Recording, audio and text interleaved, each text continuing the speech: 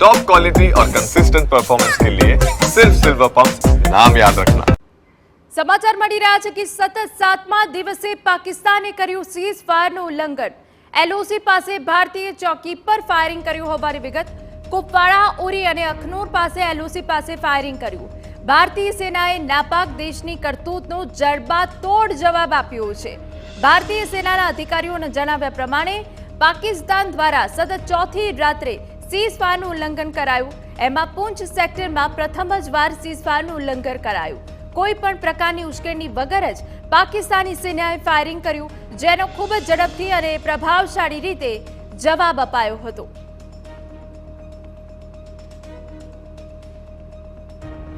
કુપવાડા, ઉરી અને એલઓસી પાસે ફાયરિંગ કરાયું છે। ભારતીય સેનાએ નાપાક દેશની કરતૂત ઉપર જડબાતોડ જવાબ આપ્યો છે અને સતત 7મા દિવસે પાકિસ્તાને સીઝ ફાયરનું ઉલ્લંઘન કર્યું હોવાની વિગતો છે।